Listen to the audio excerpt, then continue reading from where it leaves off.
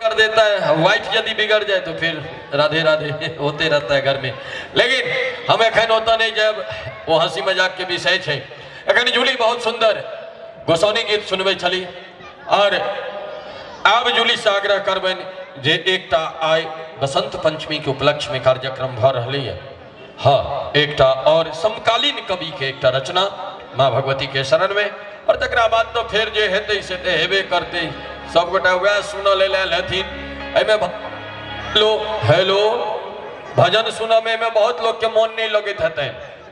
एमे कतेक लोग छिए ईमानदारी पूर्वक कब सब गोटा के हमर कन्या के शपथ है जब मतलब भजन सुना लेल बैसल छिए से कनिक हमरा हाथ उठा के कहू त कतेक आदमी गमे झूठ है मोर मन नहीं पतिया सो तीन टांग हिलते जाए। बात में विश्वास नहीं हमरा बुझल है। लेकिन कोनो बात नहीं वो सब हेते। एक दूटा जूली के और भगवती गीत गावा दै छियन और तकरा बाद वह हेते मोर पिया भेले छुथरबा ओ ठखरबा हो वह सब हेते। आओ चले छी सुने छी जूली के। Hello hello hello hello hello hello hello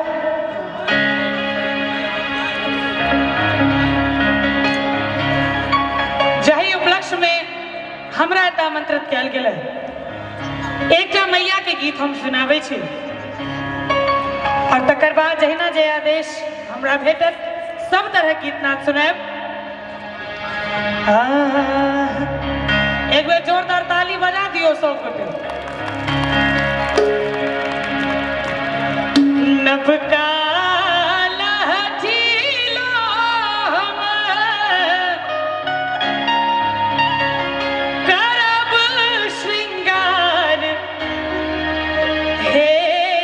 जननी मैया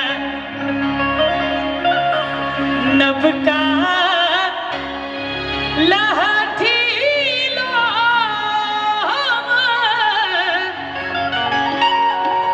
करब श्रृंगार हे जग जननी मैया। और एक बार मैया के नाम पर दोनों हाथ ऊपर उठा दियो सब गोटे और ताली बजा एना एना की करे छी हाथ उठबियो ना। हाँ और ताली बजाबियो हमरा संगे संगे। जगमग करतै आहा के दरबार ए जग जननी मैया जगमग करतै आहा के दरबार ए जग जननी मैया नभका लहठी लो करब श्रृंगार ए जग जननी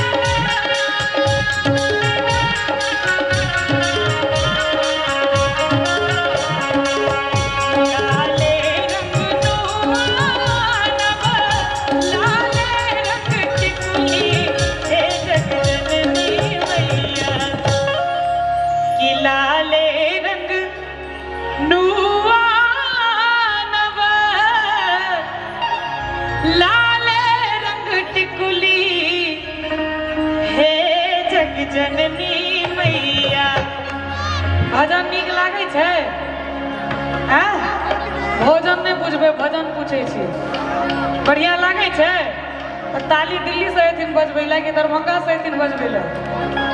एक बेर दोनों हाथ उठाबियो मैया के नाम पर सब गोटे, नीचा नहीं करियो केओ गोटे उठा कर हमरा संगे संगे ताली बजबियो की लाले